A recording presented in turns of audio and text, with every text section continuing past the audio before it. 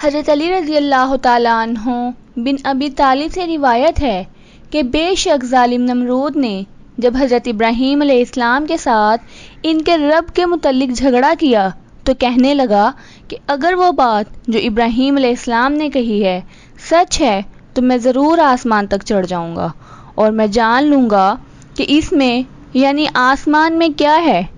پس نمرود نے گدھ کے 4 چوزے منگوائے، اس نے ان کی تربیت کی یہاں تک کہ وہ جوان ہو گئے۔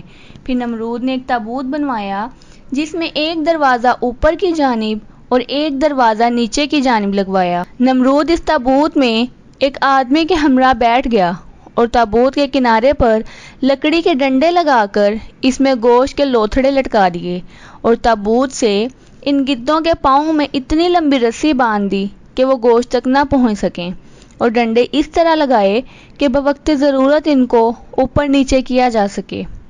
پس گدھ اڑے اور گوشت کے لالچ میں اوپر چڑھتے گئے یہاں تک کہ پورا دن ختم ہو گیا اور گدھ فضا کی طرف بڑھتے رہے۔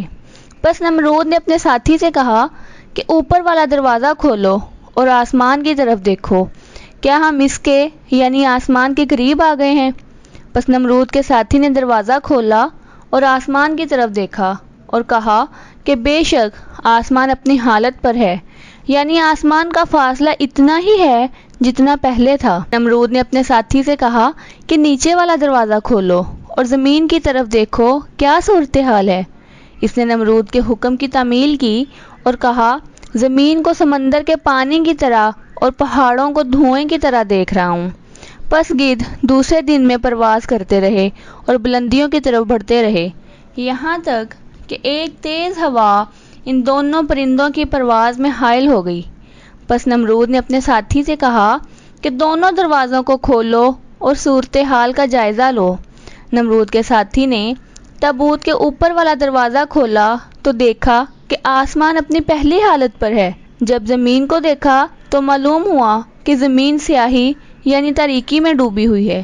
اس کے بعد ایک آواز سنائی دی، اے سرکش، تو کہاں جانا چاہتا ہے؟ حضرت اکرمہ رضی اللہ تعالیٰ عنہ نے فرمایا ہے کہ اس تابوت میں ایک لڑکا بھی تھا جو تیر کمان اٹھائے ہوئے تھا۔ اس لڑکے نے تیر چلایا، پس تیر اس حال میں اس کی طرف واپس آیا کہ اس کے ساتھ خون لگا ہوا تھا اور خون سمندر کی ایک مچھلی کا تھا جو اڑ کر اوپر پہنچ گئی تھی۔ یہ بھی کہا جاتا ہے کہ تیر کو لگنے والا خون ایک پرندے کا تھا۔ پس اس لڑکے نے کہا کہ میں نے آسمان کے معبود کا نعوذ باللہ خاتمہ کر دیا ہے۔ راوی کہتے ہیں پھر نمرود نے اپنے ساتھی سے کہا کہ وہ لکڑی کے ان ڈنڈوں کو جن کے ساتھ گوشت لٹکایا گیا ہے نیچے جھکا دے۔ پس اس نے ایسا ہی کیا۔ گدھ تابوت کو لے کر آسمان کی بلندیوں سے نیچے اترنے لگے۔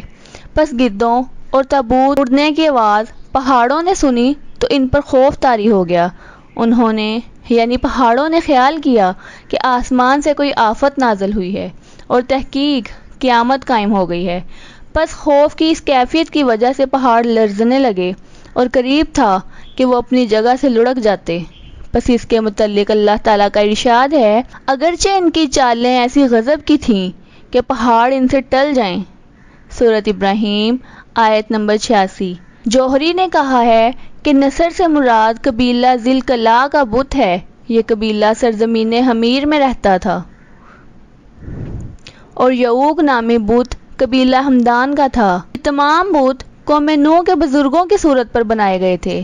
اللہ تعالیٰ کا ارشاد ہے، اور نہ چھوڑو یغوث اور یعوق اور نصر کو۔ سورہ نوح آیت نمبر 23۔